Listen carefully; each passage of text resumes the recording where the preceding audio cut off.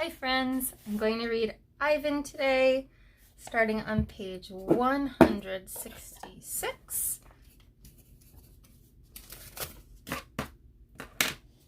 This chapter is called The Story. I look at the ring layered with fresh sawdust. I look at the skylight, at the half-hidden moon. I just thought of a story, I say. Is it a made-up story or a true one? Ruby asks. True, I say. I hope.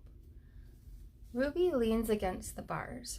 Her eyes hold the pale moon in them, the way a still pond holds stars. Oh, I love the way that's written. We shut the... Oh, you did? Do we have borax? Yes. In the garage somewhere, but I'm not getting it now. Nora's trying to make slime. Up on the shelf above the washer. Once upon a time, I say, there was a baby elephant. She was smart and brave, and she needed to go to a place called a zoo. What's a zoo? Ruby asks. A zoo, Ruby, is a place where humans make amends. That means when you make up for something that you did wrong. A good zoo is a place where humans care for animals and keep them safe. Did the baby elephant get to the zoo? Ruby asks softly. I don't answer right away. Yes, I say at last. How did she get there? Ruby asks. She had a friend, I say. A friend who made a promise. How?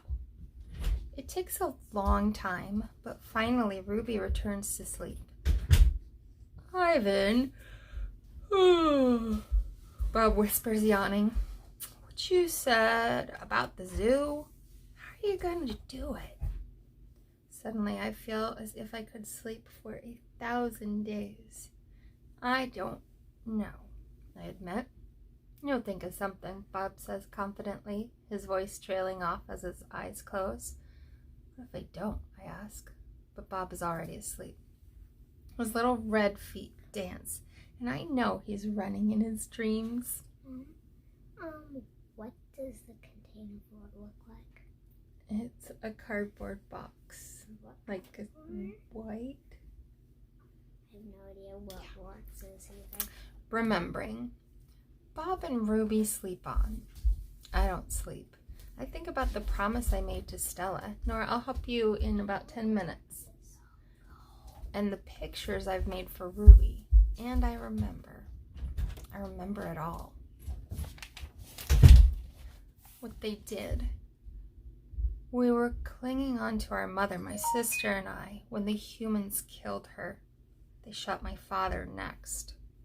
Then they chopped off their hands, their feet, their heads. Oh, that's terrible. And things like that happen, unfortunately. Something else to buy. There's a cluttered, musty store near my cage. They sell an ashtray there. It's made from the hand of a gorilla.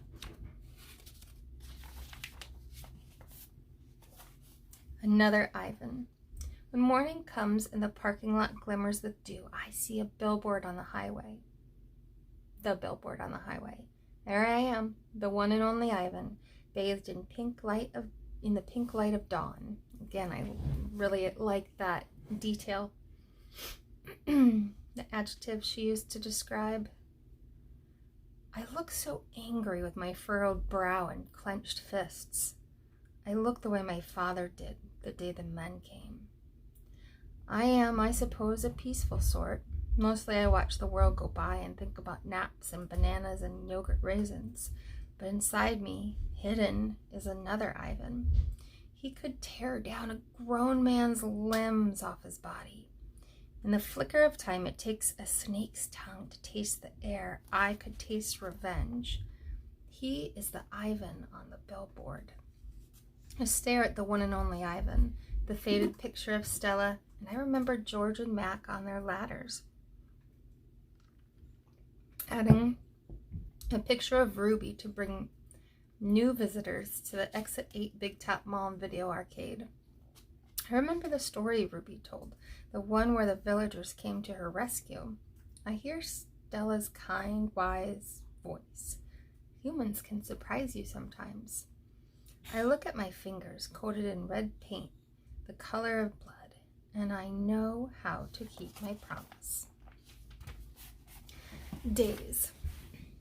During the days, I wait. During the nights, I paint. I worry when Mac takes Ruby into the ring. He carries a claw stick with him all the time now. He doesn't use it. He doesn't have to. Ruby isn't fighting back anymore. She does whatever Mac asks. Nights. I close my eyes. I dip my fingers into paint. When I'm done with one piece of paper, I set it aside to dry. It's so small, just one sheet, and I'm going to need so many. I move on to the next and the next and the next. It's a giant puzzle, and I'm making the pieces one by one. By morning, my floor is covered with paintings. I hide the paintings under my pool of dirty water before Matt can see them. I don't want them to end up at the gift store selling for $25 a piece. Or $20 a piece. $25 with a frame. These paintings are for Ruby. Every one of them. Project. Ivan, Ruby asks one morning when I'm trying to nap, why are you so sleepy during the day? I've been working on a project at night, I tell her. What's a project? It's a thing, a painting. It's a painting for you, actually, I answer. Ruby looks pleased. Can I see it? Not yet. Ruby pokes with annoyance at her roped foot. She takes a breath. Ivan, do I have to do the shows with Mac today? Afraid so, Ruby. Ruby dips her trunk into the water bucket. That's okay, she says. I already knew the answer. Not right. It's night again and everyone's asleep. I look at the picture I've just made. One of dozens. It's smudged and torn, a muddy blur. I place it beside the others lining my floor. The colors are wrong. The shapes are off. It looks like nothing. It's not what I'm trying to create. It's not what's meant to be.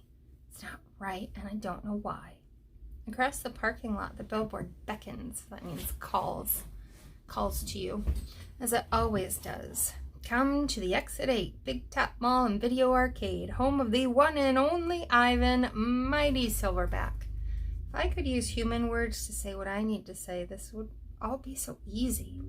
Instead, I have my pots of paint and my ragged pages. I sigh. My fingertips glow like jungle flowers. I try again. Going nowhere. I watch Ruby plod around the ring in endless circles, going nowhere. More visitors have been coming, but not many. Max says Ruby's not picking up the slack after all. He says he's cutting back on our food. He says he's turning off the heat at night to save money. Ruby looks thinner to me, more wrinkled than Stella ever was. Do you think Ruby's eating enough? I asked Bob. I don't know. I'll tell you one thing, though. You're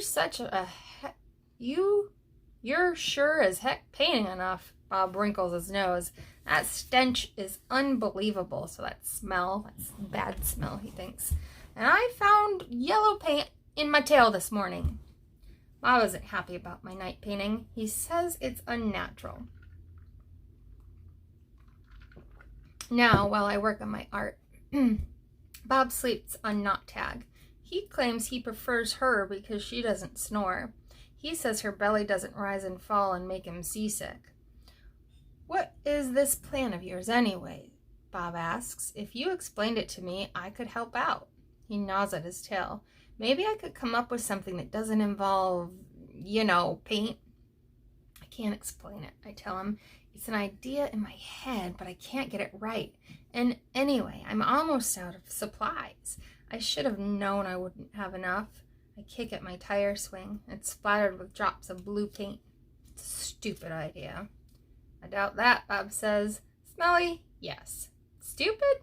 Never. Bob's a good friend sometimes. Bad guys. Uh-oh. Most of the day I doze. Late in the afternoon, Mac approaches. Bob slips under Knot Tag. He prefers to keep a low profile around Mac. Mac's gaze falls on my pool. A corner of one of my paintings is visible. What's that, big guy? He asks. I calmly eat an orange, ignoring him, but my heart is racing. Matt kicks at my plastic stool. Underneath it are all my paintings. Mac yanks on a piece of paper. It slips out easily, and he doesn't seem to notice the other paintings. The page is striped with green, which is what happens when blue paint and yellow paint get together.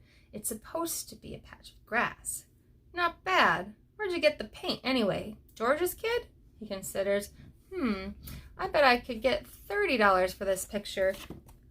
Maybe even $40. Mac turns on my TV. It's a Western. There's a human with a big hat and a small gun. He has a shiny star pinned to his chest. That means he is the sheriff, and he will be getting rid of all the bad guys. If this sells quick, I'm getting you some more paint, buddy, Mac says. He walks away with my painting, Ruby's painting. For a moment, I imagine what it would feel like to be the sheriff. So I think he's thinking Mac's a bad guy right now. We're going to stop there. We're at 11 minutes, so we're stopping on 184 today. This slime's awesome. Nora made slime, so we've got that going for us. She says it's awesome, huh? Her fingers are covered with pink. Oh gosh. Gooey stuff. Okay. All right. I love you all. Well, I was going to say I'll talk to you next time. I will. Hope you're having a good day.